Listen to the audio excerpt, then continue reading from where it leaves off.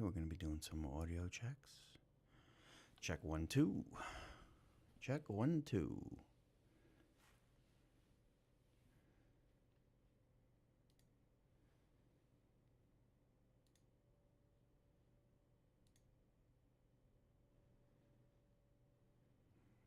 Alright, we're going to be doing some audio checks. Check 1, 2. Check 1, 2.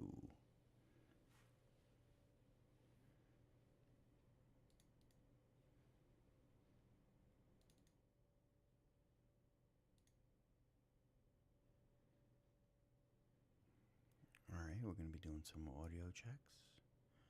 Check 1, 2. Check 1, 2.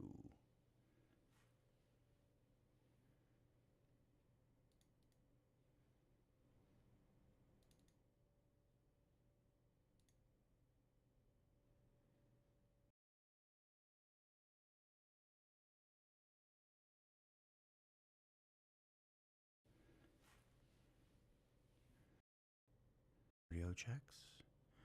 Check 1, 2. Check 1, 2.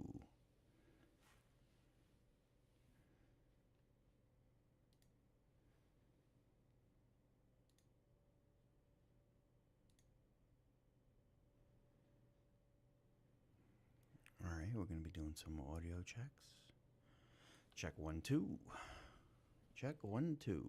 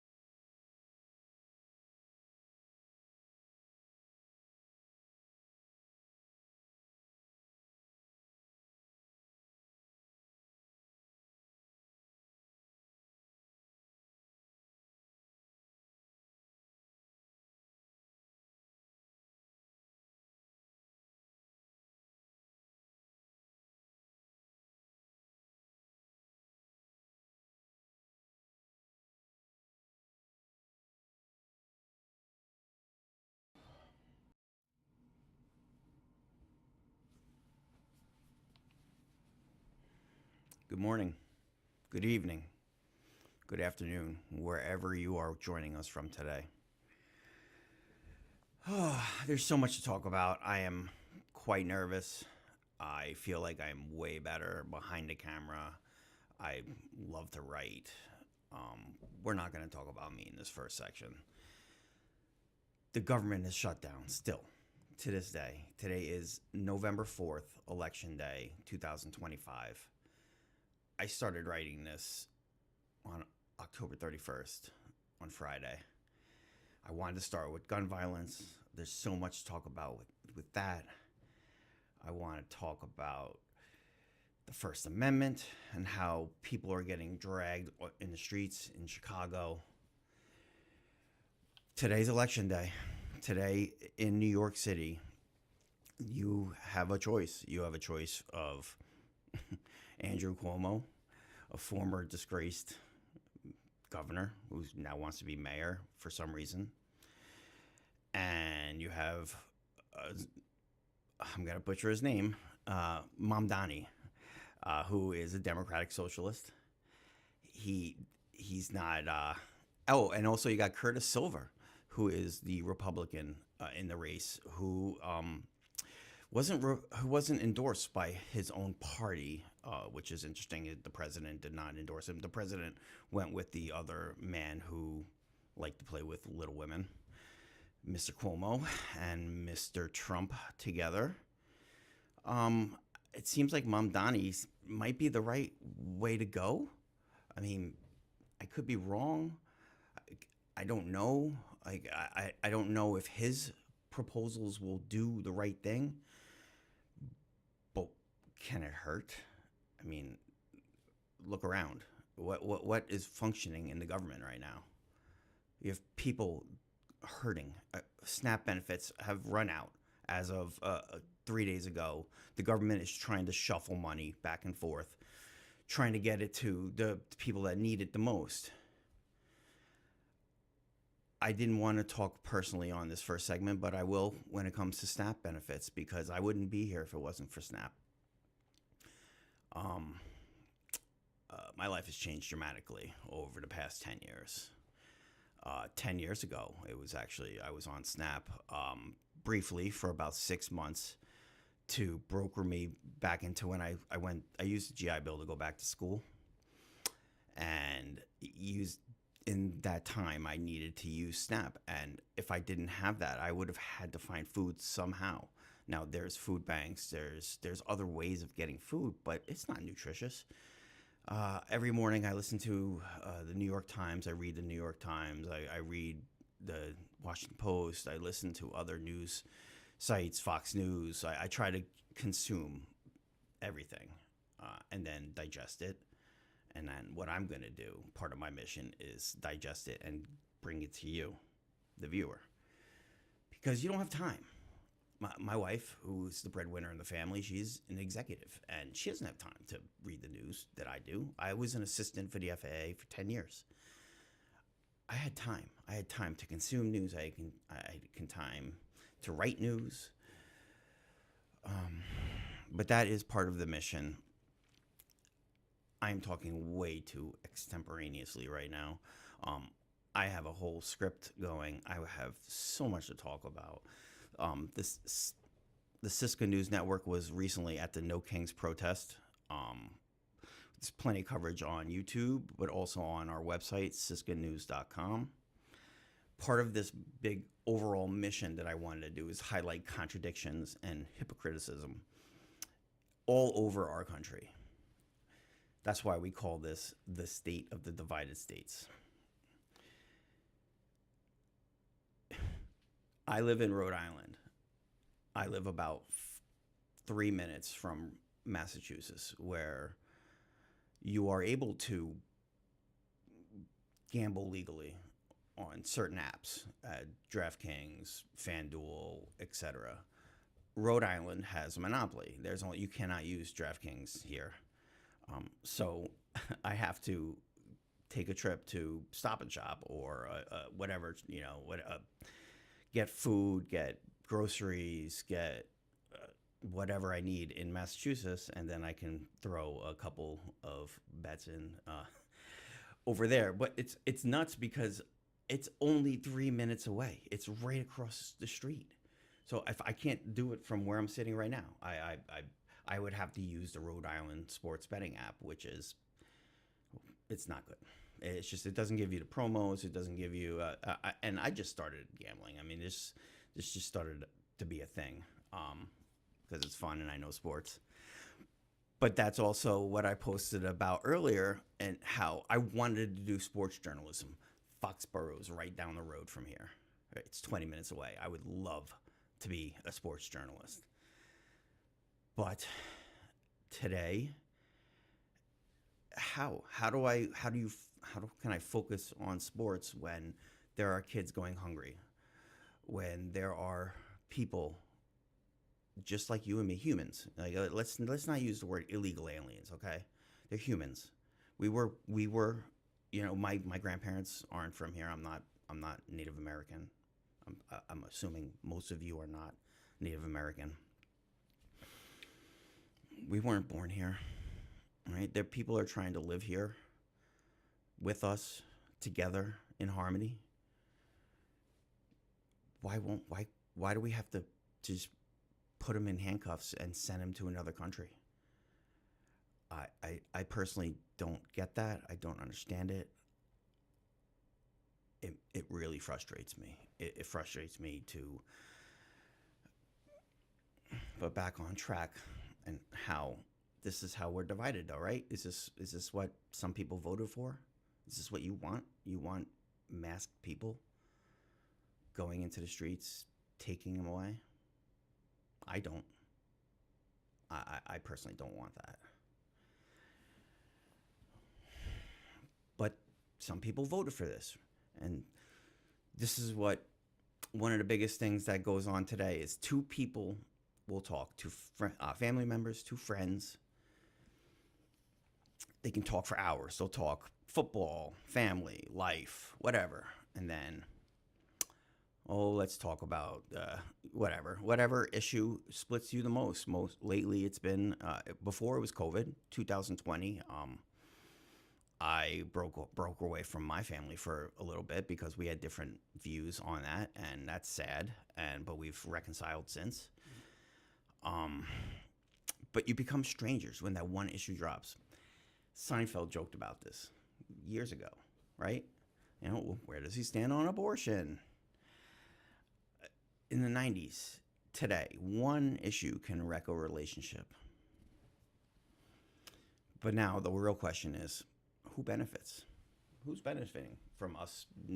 Who's benefiting from people not having food? Who's benefiting from throwing people in jail? Because it's not you. It's not me. I mean, I'm using this moment in America for business. I wanted to form a nonprofit, but LLC formation was way easier. Nonprofit requires 3 people to sign on. LLC formation's 1 person. This is a one-man show. I've been working pretty hard behind the scenes during the summer. I have a semester off right now from my master's school, but we'll go back into that later. Division pays. It's for clicks, for rating, for power. Mainstream media has been doing it for decades. You put it on, you watch, they say, why don't you do this, or why don't you do that, or why haven't you done this? And instead of saying like how great this program has done, or how great this Snap, I'll go back to Snap. Like those 6 months saved my life, along with other government benefits such as the GI Bill, the VA. We're gonna be talking a lot about healthcare on this program. I was just talking to my wife right before going live about how people can't afford the premiums that are coming. This is what Democrats are fighting for right now. Now, Republican, Democrat, whatever you are, okay. I think we can agree that we want to be able to see a doctor. I haven't even been able to see my own doctor in months. We have a lack of them We definitely have a lack of doctors up here in the Northeast. But again, not about me. It's about you. If I can't see a doctor, if I can't get a doctor, and I have options, I have federal benefits. I was a federal worker for 10 years, so I have that insurance. I have the VA, and I still have trouble getting health care. Imagine like the person that now their premium is going to be going up tens of thousands. Like we're not talking about like a couple pennies here or there. Um, Personal story: I left the FAA in October. My benefits continue, but if I wanted to switch to my wife's benefits, our premiums would jump tremendously. Just, uh, however, because I am a disabled veteran, I have the opportunity to use a program which should be nationalized. It's called CHAMP VA. It's Medicare, for uh, a way to understand what it's like. But me and my family have cards that they use, and it is way cheaper than anything that's on the market. But not everybody gets that. Not you. Not the people in Washington who are, they're home. They're not even working. Even if the Senate voted today, right now, right? Senate Majority Leader John Thune goes up there, puts the bill out. Let's open the government. Even if the Democrats said yes, sure. Let's continue funding this at historically low levels. The House isn't there. Speaker Johnson's there, who says that he doesn't know anything. There's so many outlets out there that have kind of made fun of him, saying like, "Well, I haven't read that. I haven't seen that. I haven't read that." You're Speaker of the House, dude. Like, you're the Speaker of the House. How about you either say you've read it, say you're gonna read it, or stop being disingenuous? Because that's what the feeling I get from you. I'm not calling you a liar. I'm getting disingenuousness from you. And as the Speaker of the House, kind of have to be on par with us, right? 360 million Americans that you represent, not just the one side.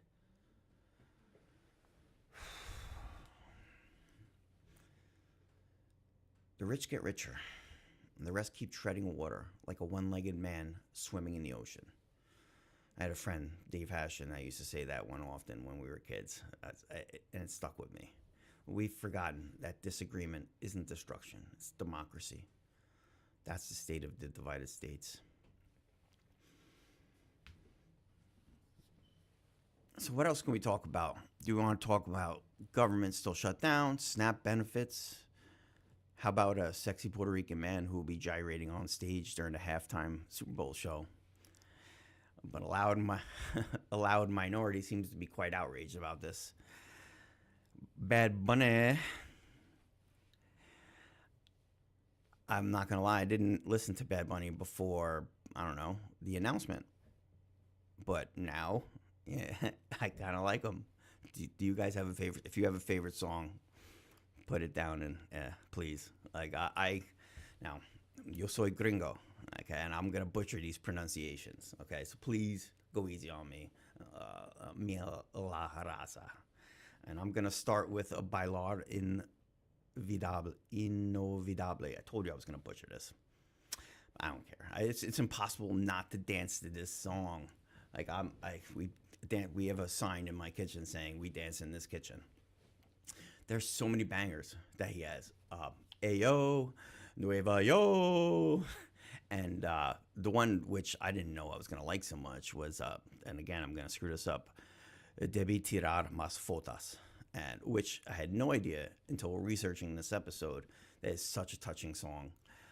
It's about not taking more photos of his home in Puerto Rico when he was there. And I definitely didn't translate it correctly the first couple times listening in my head, but now you can hear it and you can feel the joy and the love from him and his friends that are singing on the song. Like, it's just, it's a great song. Debbie tirar más fotos. If I'm butchering it, I apologize. But please, you should check out that song. It's pretty darn good.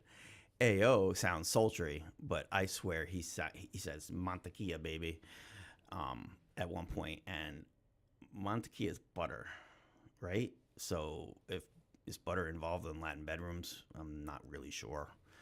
But last year's halftime show was ridiculously good, ridiculous, and but the same loud vocal minority was angry. You know, the ones that typically wear. Oh, I was looking for shades. The same people that wear shades in their profile picture. My house was jamming, right? Mr. Lamar performed unbelievably, and it was deep. And why? Because good music is eternal. No matter what genre you listen to. I mean, my liked list goes from Avril Lavigne, Bad Bunny to the Wu Tang Clan because they ain't nothing to bleep with. Like Biggie, Tupac, to Frank Sinatra, Billy Joel. Good music really is eternal. To each his own, but I do think if some people gave Bad Bunny a shot, you'd be surprised how catchy his songs are. Now, we don't have a sponsor yet for this show, for the first segment, but there's a very popular show called The Dan Le Batard Show with Stugatz on. It's on YouTube. It used to be on ESPN. There's a guy on there named 10 Day Tony who's got his own little segment on the show. And his show is sponsored. His segment is sponsored by the same people who I would like, the haters. Because I know there are going to be haters that are going to be watching this and say, "Oh, who's this guy? You know, why do we got to listen to this guy?" Huh? Well, Dave Chappelle showed you the best version of the haters. I can't. I will put a link in this below later if you have not seen the skit of the haters from the Chappelle Show. But his run in the 2000s was quite something. And this is sponsored by the haters, and I'm going to tell you why in segment 2, why you actually should listen to me. I'm going to speak a little bit more about myself, about my experiences throughout. I did go off a little bit on the first segment about my personal life, but it's hard. It's hard right now. I have friends I have a friend that was personally involved with some ICE stuff, and it's tough. It's really tough. So I'm gonna speak very vividly and clearly in the next segment. So I'll be right back.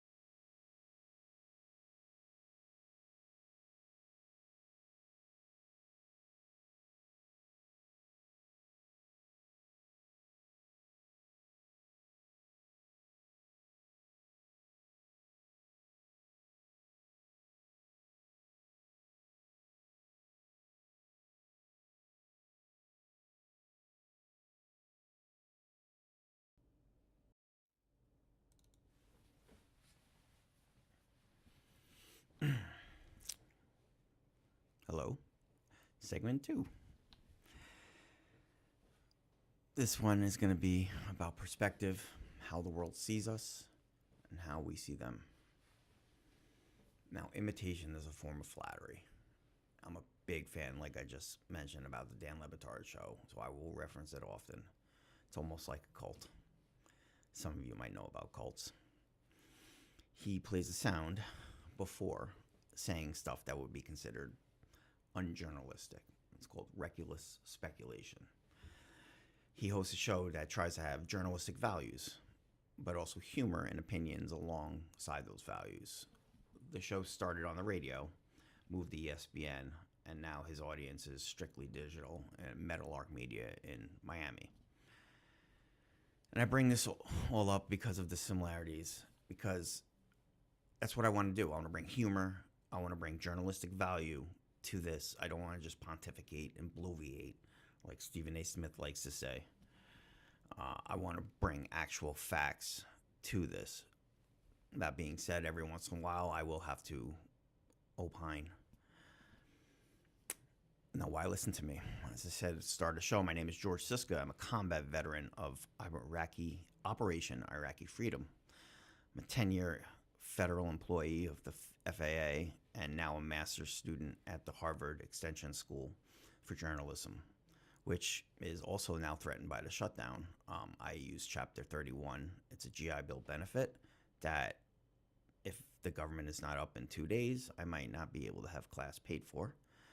So that will be interesting. I like school. I'm weird. I like learning. In particular, that probably comes to a surprise to any of my high school classmates that might actually watch this. I end up finding my rhythm in the Army. I learned how to learn, if you will. I learned how to learn by learning Russian in the Army. I used flashcards. I would play John Madden football, and then the next play, I would go through a couple of flashcards, do a play, flashcards, play, flashcards. It's amazing how that connection was able to put the words, the vocabulary into my head. And I say this, потому что я еще говорю по-русски. Немного. I still speak a little Russian. I will try to directly translate what I say in Russian and in English. Now, I studied 25 years ago. Я изучал этот красивый, могучий и гибкий русский язык, когда я был в армии. What I said was I studied this flexible, I even forget what the full translation is. I just remember how to say it. It's like flexible, strong language, Russian language. Когда я был в армии, when I was in the army. 25 год назад, 25 years ago, is when I signed up for the military. I left 20 years ago. 20 год назад. Америка – это не просто страна, это идея. Но идея не может быть без деревни. Now that direct translation is, America isn't just a country, it's an idea. But an idea can't survive without trust. I say this all because I think people can change. People are stubborn. I'm a stubborn SOB. My loved ones would attest to that. But whether you're in Moscow or Milwaukee, what do you want to do? You want to protect your family, your job, your sanity. We're supposed to argue and debate about politics. It's something, it's part of our culture. I love to argue. It's, from what I've been told, it's an ADHD trait of mine, because it spikes dopamine in the brain.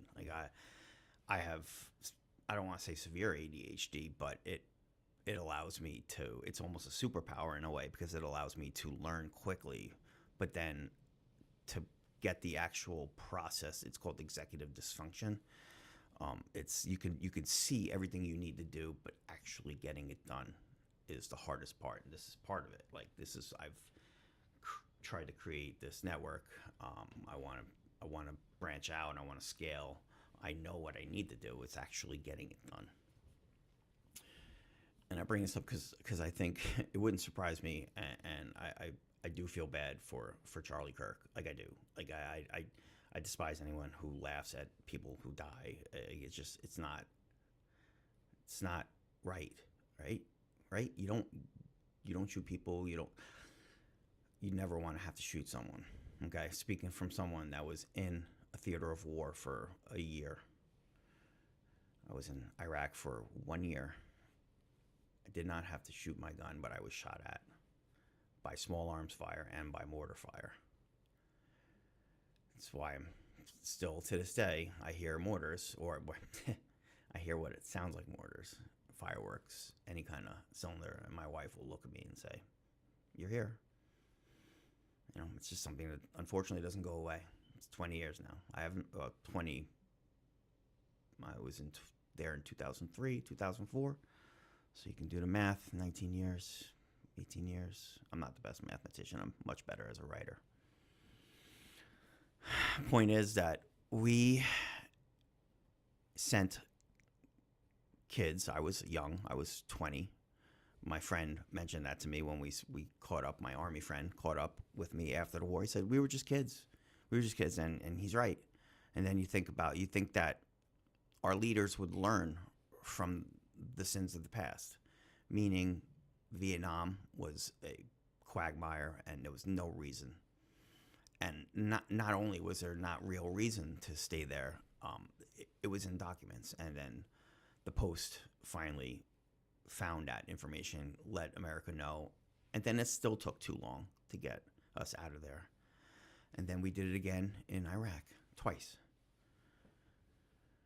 Now we have plenty of soldiers at home killing themselves, contributing to the violence on the streets. We're seeing vets with PTSD, what they do, right? They're pretty good with weapons. I can't say what I would have done if I didn't have the support system I had, my family, my friends, the GI benefits. They really say in 2008. Quick. I was walking down Lexington Avenue, New York City, while working. I don't remember if I was a doorman at the time. I don't remember if I was a porter, if I was working construction, but I was living in New York City. And I walked past Hunter College on 68th Street, went in, asked them, I said, what do I have GI-wise? I heard about the GI Bill. I had the Montgomery GI Bill that I paid extra for when I was in the service to go to college after. And then the guy looked at me and goes, have you not heard of the post 9/11 GI Bill? I said, no, I haven't. What is that? He goes, it was just passed into law, and it pays you to go to college. And I looked at him and I said, nah, that can't be true. And he goes, yeah. He says, it pays you a monthly stipend higher than I made in the military. It pays for your full tuition. And the only thing you have to do is get B's and C's. And I'm like, okay, that sounds wrong, but I'll try it. And it's there. It was there. Like I said, I got my undergrad in political science at University of Rhode Island. Now I'm a master's student at the Harvard Extension School for Journalism. Like, it's crazy. And the government is paying for it. It's amazing. And I bring all this up because this is the power of the government, right? Like, the power of the government, SNAP benefits. We could, if we wanted to feed people, we could. They're saying from Washington it's hard to move money. It's not. I did that for 10 years. I moved money. I was an assistant in the FAA, but my specialty was budget. I applied to be a fund certifier before I took the resignation, the fork in the road resignation from Mr. Elon Musk. Thank you, Elon. I will say, not everybody believed it. I had a hard time believing it, but I had the summer off and I went to school. I did my first semester at the Harvard Extension School for Journalism. And during that time, I've been able to create what you're looking at right now. But that's the power of the government. You can say you can't do this, you can't do that, but then you can build a ballroom at the same time. Come on, like we're not fools. Like and then the people that are donating. I don't know if you saw. I saw this morning that there were people donating that don't want to know that they were donating to them. We will do research on all donations and reporting on all donations. This right here is not the journalistic entity that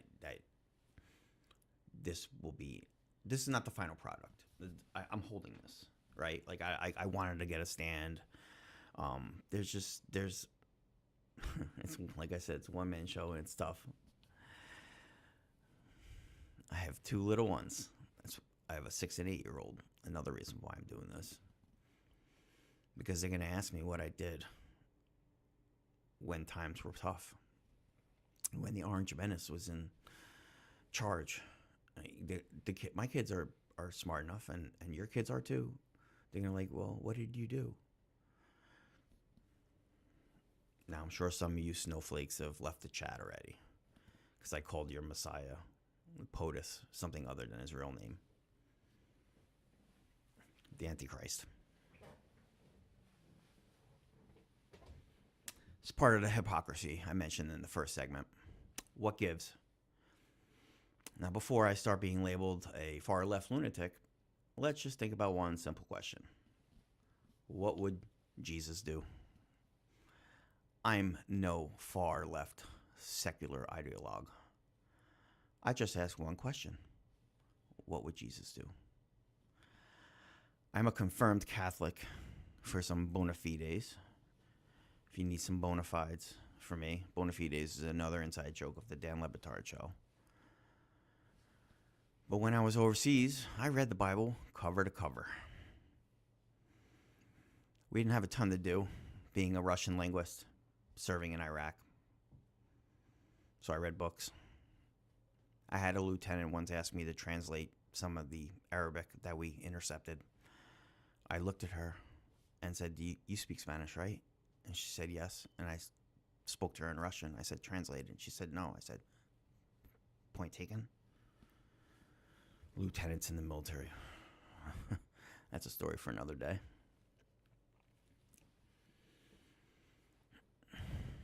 Did Jesus make sure people had gainful employment to ensure health care? How about giving food to the needy? If Jesus was here, what would he say about the SNAP benefit issue? Would he look at this starving kid in America, in Gaza, or wherever, in Africa, where other atrocities are going on right now? And would he say, well, your benefits ran out, so I can't give you bread. I can't give you water. You're going to have to die.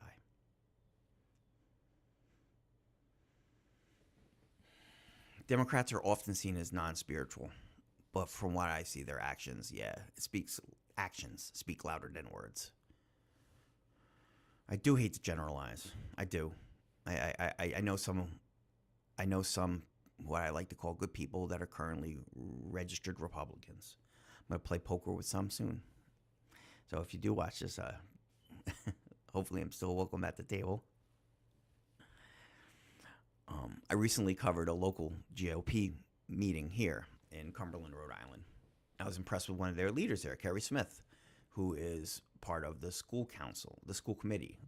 Apologies.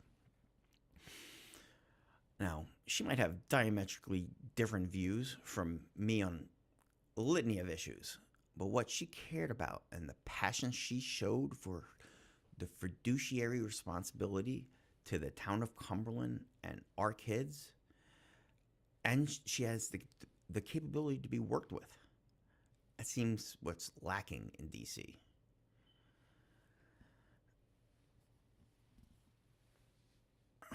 Local radio's not helping either. I was listening to Tara Granahan here recently, and the lack of empathy for the victims of Jeffrey Epstein. Like hearing that on public airwaves, Tara, do better. Like, yeah, sure, Jack Reed said he wanted they wanted to have the list out. They wanted to be able to vote for it. Who cares when or why he said it? People need to be outed. If Donald Trump, Bill Clinton, whoever, like whatever side, I think we agree, right? I think we agree. This is another one of those like commonalities I was trying to get to in the first segment, but I kind of didn't get there. It's like we are all human.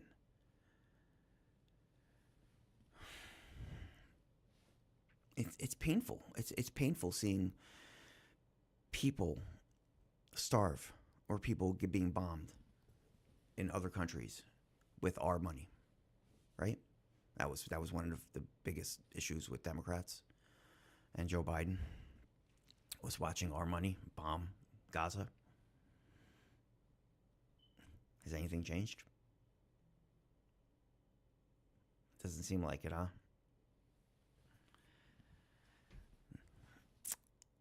Now, originally, I was going to have the last segment with a song, but unfortunately, my friend, my neighbor, Jim, has not finished the score, and I'm afraid of getting copyrighted on YouTube. It is a spoof of a song called "We're Not Gonna Take It" by Twisted Sister. I'm sure you've probably heard it.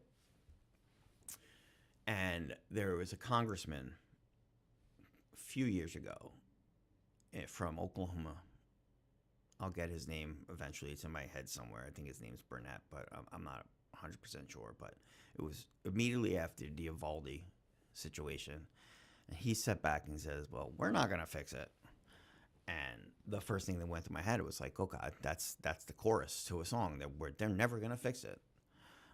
So I have lyrics. I have, Jim, please get me the score. Like I have my kids are going to sing the chorus. It's going to be something else. And that's what I wanted to, like I said, this is, it's not a finished product. I really wanted to end the first show with that song. I'm going to try to bring it back. Well, try to get it produced as soon as possible.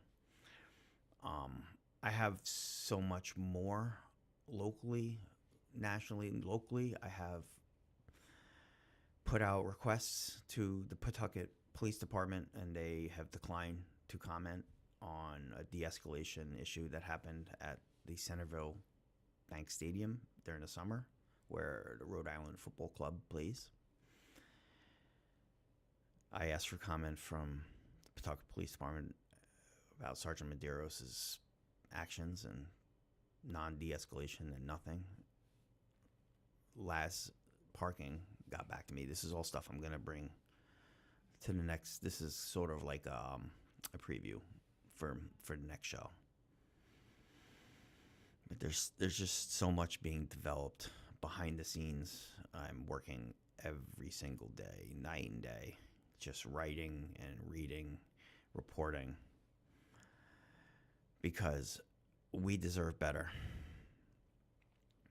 Our leaders are failing us. Like, that's how I feel. Like, I feel both sides or leaders are failing us. Like one side's trying, the other side's trying. They're both trying, right? They're both trying in their own ways, but they're failing. It's what it comes down to. And we need to put them on blast.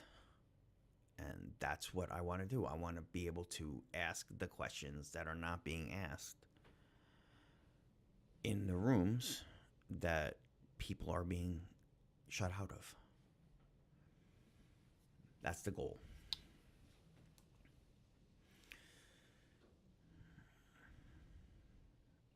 We're going to take a quick break, and then I'll come back with a third segment. Quick, short segment. And then we'll be done for the day. But we got to remember that today is election day in certain places, in particular New York City. I'll be right back.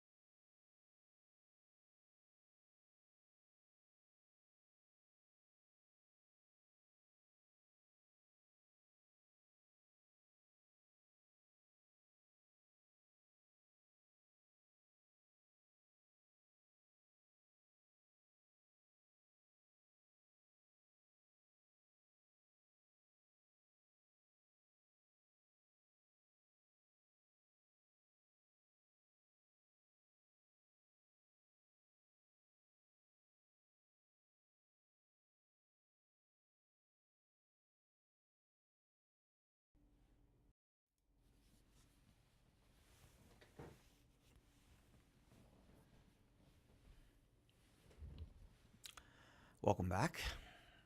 Like I said, it's going to be very short. I have a couple general questions for the audience going forward.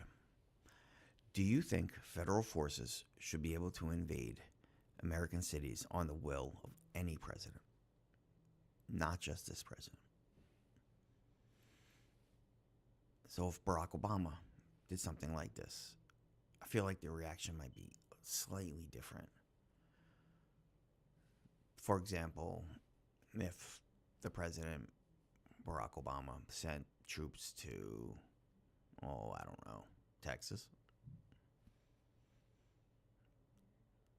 what do you think the reaction would be like? Please let me know. Another question is, who's going to do the hard work? Is it going to be your kids, my kids? The work in the factories? I know robots are getting to it, but they're not there yet.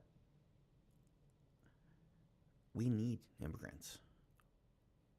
We need them. It's just that simple. I know you don't want to pick berries,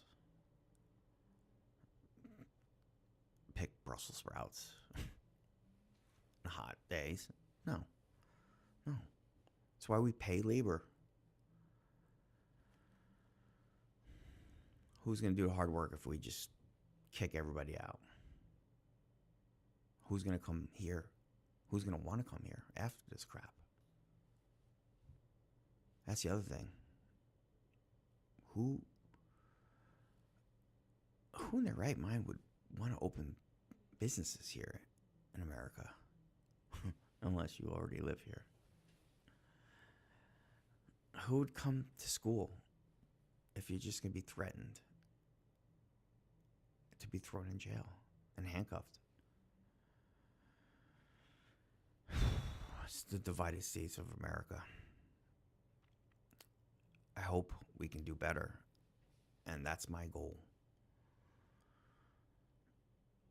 We are human. Period. My name is George Siska. Thank you for listening.